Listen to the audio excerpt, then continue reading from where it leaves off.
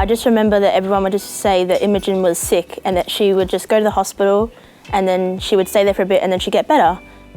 And I visited her every day after school in kinder, and I would bring her homework and then we'd do it together in the hospital bed, and I spent so much time there with her. There was one time, I remember it, but I talked to Imogen about it, she doesn't remember it at all, but we were told that some of her organs were failing, and I remember there was me, Imogen was in the bed, and my mum and my dad were all surrounding the bed, and she was asleep, and we were all crying, and she doesn't remember it at all, but we were all really, really scared because we thought that like she might pass away, and we were so scared, we were all sad, but she doesn't remember it at all, and she was like, no, that never happened, and we're like, no, we think it did. Well, at least I think it did. She talks about it all the time. We'd always go to the Starlight Room. We love the Starlight Room. We'd go play all the games. We play on like the Xbox and the PlayStation. They'd always have little games. I remember one day we went and they had a paper plane competition. Oh, I sucked at this paper plane competition. I beat Imogen and she got so angry at me, and it was so funny.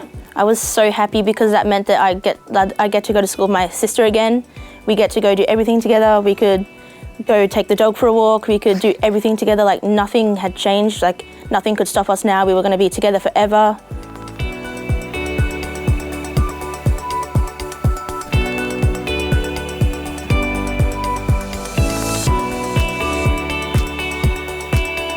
She was the nicest person ever. She helped everyone with everything. Everyone loved her. Like she made everyone happy. My mum was diagnosed with a similar cancer that Imogen had. And we were like, oh, you know, it's going to be okay because Imogen beat it, like you'll beat it too. Early one morning, the phone rang. Dad answered it, and then he said that I don't know what happened, but something went wrong, and he had to go get into the hospital straight away. My auntie came to come be with us while Dad went to go visit. The phone rang, and then my auntie was just like when, and I didn't know what she meant because she kept saying when, and then we found out that it's because she'd passed away. Our brother came to our house and he didn't know. And I had to tell him when he came to the house, and yeah. I think that she is the exact same as my mum. She's very helpful and she loves to help everyone, and everyone loves her, and she's always laughing. Like you'd never know like what has happened in her life and my life, and when people find out what's happened to us in our lives, everyone goes, oh, I never knew, because you're always smiling, you're always happy, you're always willing to help others. I would tell her that I'm always on her team, I'm always going to be there for her, and if she ever needs anything, she can just call me, come into my room, do whatever she needs, because I'll always be there, and it doesn't matter what it is, it could be really dumb, and I'll still help her. So true. Your sister was watching that interview? What?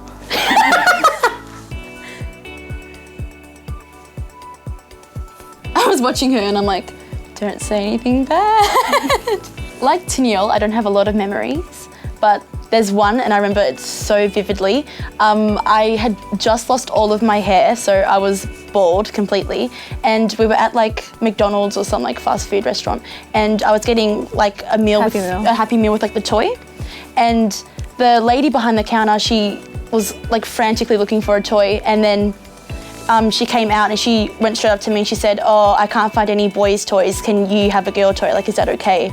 And I just remember I cried and cried because I didn't understand like why this person didn't get that like I was still a girl. Like just because I didn't have my hair, I was still a girl, and you know, it hurt.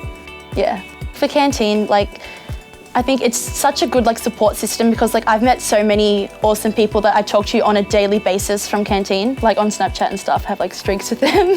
CanTeen's biggest like fundraisers like throughout the whole year, so like every year it's a really big thing. And everyone gets really supportive of each other around this time too. Yeah. Like everyone just feels comfortable sharing their story, and then everyone just branches together, and yeah, it's a good time. On National Bandanna Day specifically, there'll be people like in the city and stuff, so you can at like local shops and stuff. Yeah.